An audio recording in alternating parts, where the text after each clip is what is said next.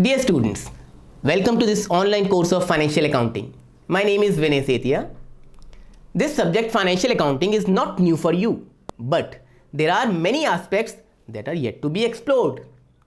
Present course begins with accounting for NPOs, that is not for profit organizations. There is a large number of organizations in the world that are not aimed at profits, but they work to provide services to the members or public at large. Some examples of such organizations are charitable hospitals, educational institutions run by trustees, religious organizations, sports clubs, and many other welfare associations. Even these NPOs are required to maintain proper accounting records so that funds are not misused.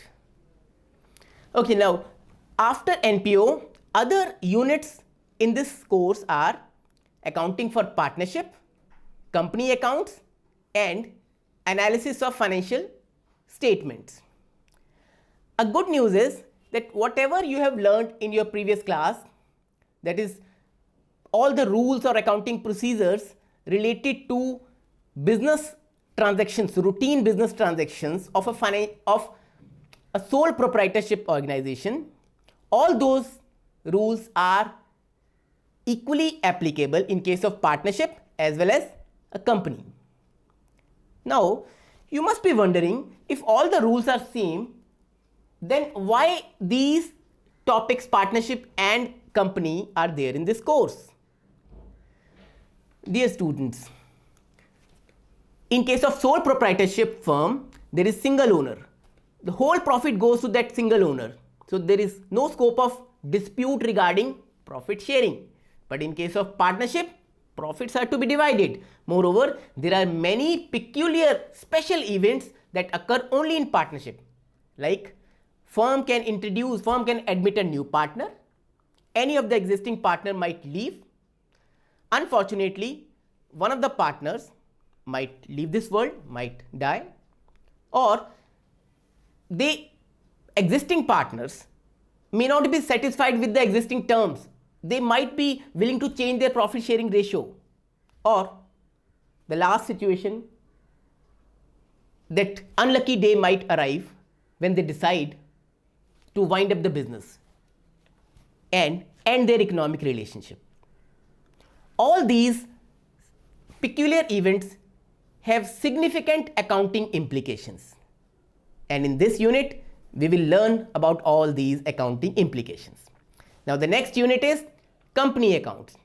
Under company accounts, you will learn rules and accounting procedures related to issue of shares, issue of debentures, and redemption of debentures. This unit will equip you with all the latest provisions of Companies Act 2013 related to shares and debentures.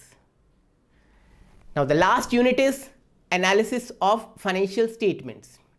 In this unit, you will learn how to present various items in financial statements of a company as prescribed by the Companies Act.